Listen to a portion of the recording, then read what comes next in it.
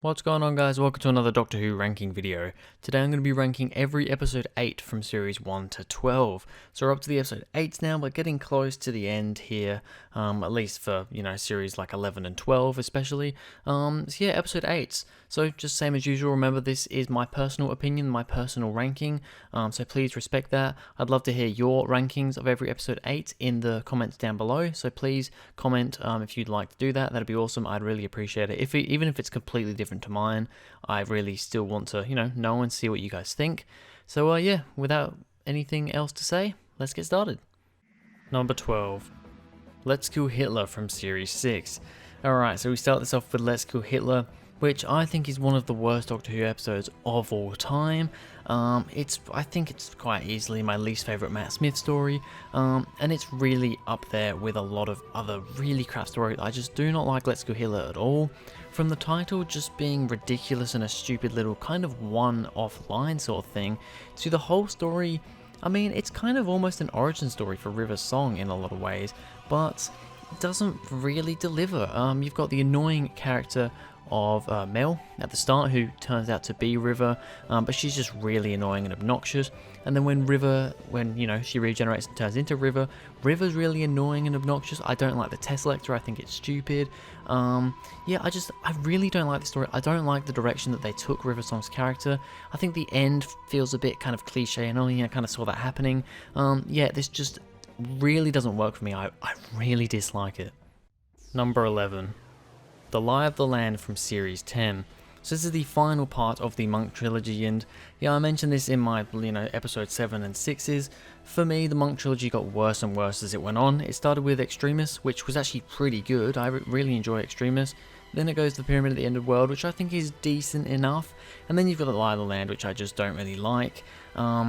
I don't like the whole fake regeneration. I mean, especially when we kind of had teasers for the series, and it was really upping the fact that, because I think we may have known at this time that Peter Capaldi was going to be leaving around this time after the series. It gave us the regeneration thing, and we thought, geez, is this going to be it?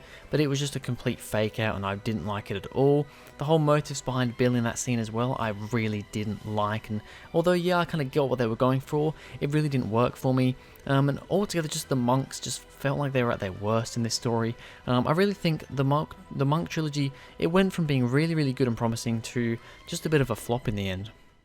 Number 10. The Witchfinders from Series 11. Now here's an episode that I think kind of also went a bit downhill the further it got in. I thought the idea of having witches and, basically, witches, they're always female, because wizards are male. The whole thing of, witches, drowning witches, killing witches because, they are witches or they're thought to be witches. And the fact that the Doctor, is now a woman, I thought this could be really interesting. And it did play on that a little bit, and I did quite like that moment. But this story really just slowed down a bit. I didn't like King James, personally. I'm sorry, but I think he was way too camp and over the top. Maybe that's what he was actually like, but I'm not going to lie. I didn't really like the portrayal. I'm going to be honest. There were aspects of his acting that I did like, but all in all, no, I wasn't really a big fan. And the main thing that turns me off for this one is once we get into the whole weird kind of alien thing and, the weird creatures, and that really put me off a lot as well, and yeah, generally just didn't really enjoy this one. Number 9. Cold War from Series 7.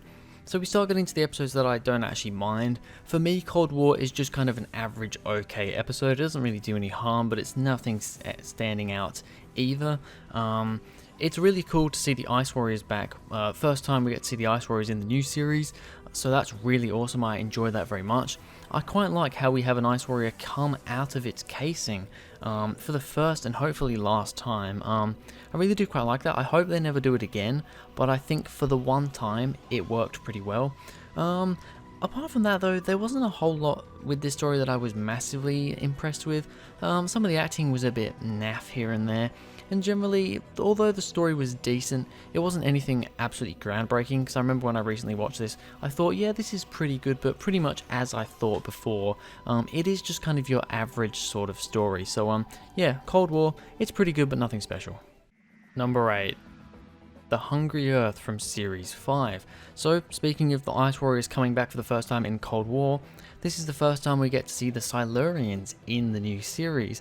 And yeah, I think it's pretty good, honestly. I think for Chris Chibnall's scripts, this is actually one of his better ones. I think the Hungry Earth Cold Blood is probably my favourite pre-kind of Chibnall era Chibnall story.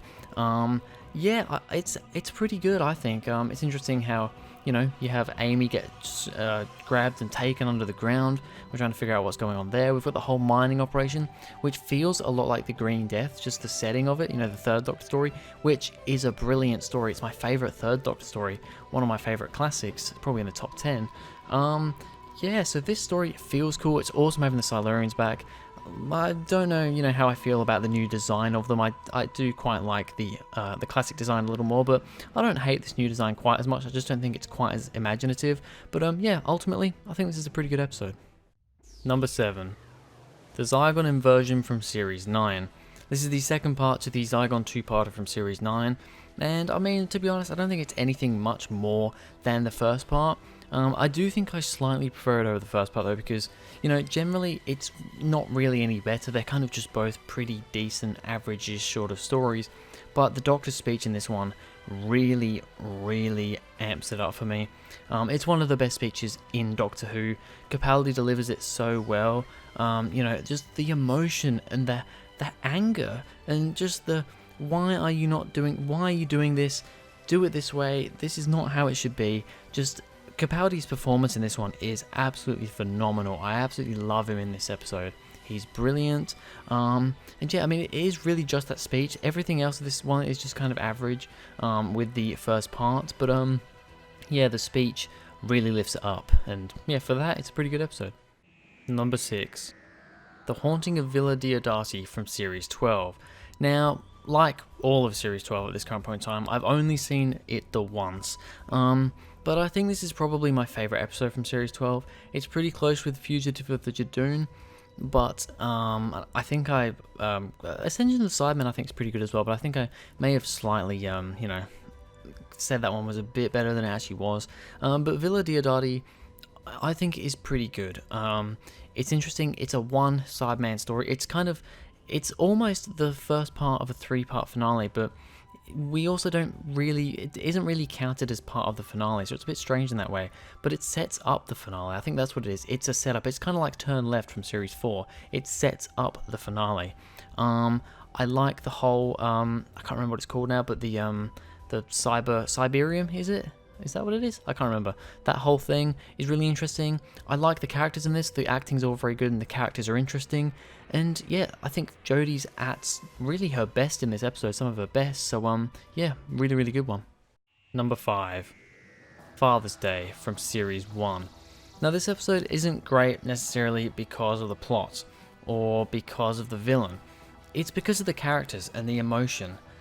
Just so much emotion and character in this episode. You've got Rose going to visit her dad before he got killed, but she ends up saving him, basically creating the butterfly effect, and everything goes wrong from there. And I think it's a really good kind of, you know, analysis of the butterfly effect. It's a very good kind of idea of that. You know, it's done really well. But ultimately, the characters in this one, you know, seeing Rose and her dad have this connection, and you know, when he finally figures out in the end what is going on and what he needs to do, you know, after the Doctor dies, he realizes the only way to do this is to die. You know, I've figured it out now, that's what's going to happen. And it's just so good. It's such a sad story, but it's also really happy, and a story that does that, you know, it's just brilliant. Or should I say, in the Ninth Doctor's words, fantastic. Number 4. Mummy on the Orient Express from Series 8. This is a story that I've always really loved. It's probably my favourite from Series 8, one of my favourites from Capaldi's era, if not my favourite, to be honest. It's definitely up there in the top 3. This is a brilliant story. I think it could have worked really well in any era, but Capaldi really does it well. I love the whole "Are you my mummy" thing. Great callback. Just the whole concept of this mummy. You've got 60 seconds Once you see it, you've got 60 seconds until it comes and kills you exactly, or is it 66 seconds? I can't remember. 60 or 66 seconds until it kills you. And you know, I love every time that it plays out somebody dying, and it has the little timer in the corner, and it's just shot really well. It's really dramatic. The music's great, and then as soon as it kills them, it just all slows down, and then it's all back to normal. And it's just like, it's a really good atmosphere. I like how Clara kind of gets shoved away a little bit in the story. I like that. And generally, Capaldi is the star of this one. I also love Perkins. He should have been the companion. Clara should have left here, and Perkins should have took over, let's be honest. This is a great episode. Number 3. Silence in the Library from Series 4. Now this one's cool because this is the start of River Song basically, but also kind of the end. This is the first time we actually see her in the show, but it's technically a last appearance because, you know, River Song's timeline's all over the place. This is the first time that the Doctor sees her, and, you know, I love the mystery throughout this episode and the next, you know, two-parter, of the Doctor trying to figure out who River is, and River realizing that he doesn't know who she is, and she knows what that means for her. And it's just so great. I think the Vashta are really cool villains. Kind of, they're actually not physical forms. They don't look like anything, but then when they put them into the spacesuits, they're really creepy. They're really terrifying. When they talk, the few little times they talk, they're really terrifying. But just talking through other people and, you know, how they do the repeating is really terrifying. The whole cast is really good. And the cliffhanger at the end of, you know, Donna getting, you know, when she gets teleported to the TARDIS, something goes wrong. What is happening? Her face appears on one of those kind of mannequin-y looking things. It's a really crazy cliffhanger. And yeah, a great first part to a great two-parter. Number 2. The Impossible Planet from Series 2. This used to be my favourite story ever. It's gone a little bit down, but it's still in my top 5, probably even my top 3. The Impossible Planet is the first part, and it's just brilliant. From the very start, when they land in what seems to be like a cupboard, and then they open up that door, and they see the Jadoon there, and it's terrifying, but then they just want to feed you. And I love the Ood so much. I cannot stress that enough. I love the Ood. I think they're great villains, but they're not technically villains, they're being possessed, and I think that's a really interesting and fairly unique, on the most part, kind of villain concept for Doctor Who, and I really like that. The whole cast, honestly, this might be my favourite ever guest cast in a Doctor Who episode, ever.